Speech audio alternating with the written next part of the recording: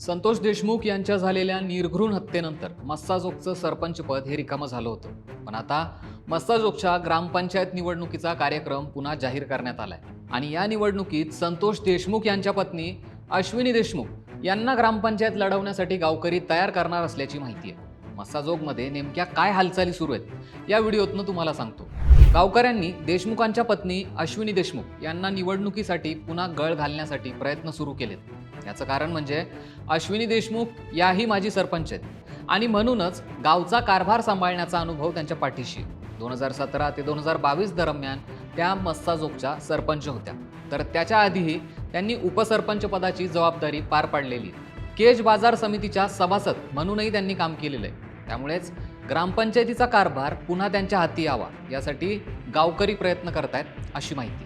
1.5 वर्षापूर्वी मस्साजोगचे सरपंच संतोष देशमुख यांची निर्घृण हत्या झाली. यानंतर मस्साजोगचं सरपंचपद रिकामं होतं.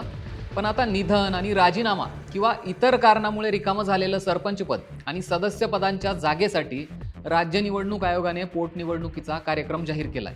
यातच मस्साजोगच्या निवडणुकीचाही समावेश आहे. गावातल्या प्रतिष्ठित लोकांची लवकरच एक बैठक पार पडणार आहे. यात अश्विनी देशमुख यांना पुन्हा निवडणुकीत उतरवण्यासंदर्भात निर्णय होण्याची शक्यता असल्याचं बोललं जातं.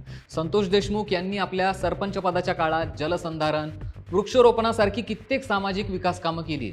आजही गावकरी त्यांचं हे कार्य पुढे नेत आहेत आणि याच कार्यकर्त्यांकडून अश्विनी देशमुख यांना निवडणूक लढवण्यासाठी आग्रह केला जाणार असल्याची माहिती आहे. पण जर दुसऱ्या बाजूने पाहिलं तर सरपंच संतोष देशमुख यांच्या हत्येनंतर त्यांचे भाऊ धनंजय देशमुख, पत्नी अश्विनी देशमुख यांच्यासोबत सगळं कुटुंबच भीतीच्या वातावरणात आहे. गेल्या वर्षभरात देशमुख यांच्या हत्या प्रकरणात तुरुंगात असलेला आरोपी वाल्मिक कराड आणि इतर आरोपींच्या समर्थकांकडून देशमुख कुटुंबाला सातत्यानं धमक्या दिल्या गेल्याचा प्रकार समोर आला होता.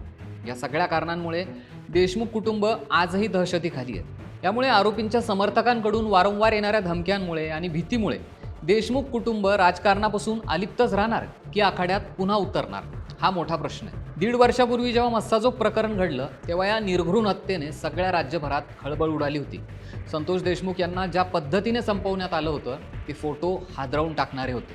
यानंतर कोर्टाने वाल्मिक कराडसोबत इतर आरोपींना ताब्यात घेत त्यांच्यावर बीडच्या विशेष न्यायालयात खटला सुरू केलाय. पण हत्येनंतर कायम दहशतीखाली वावरणाऱ्या देशमुख कुटुंबातला कुणी सदस्य ग्रामपंचायत निवडणुकीत उतरणार का, यावर तुमची प्रतिक्रिया काय, कमेंटमध्ये नक्की कळवा. आणि असेच व्हिडिओ पाहिजे असतील तर आमच्या सरकारनामा या चॅनलला सबस्क्राईब करायला अजिबात विसरू नका.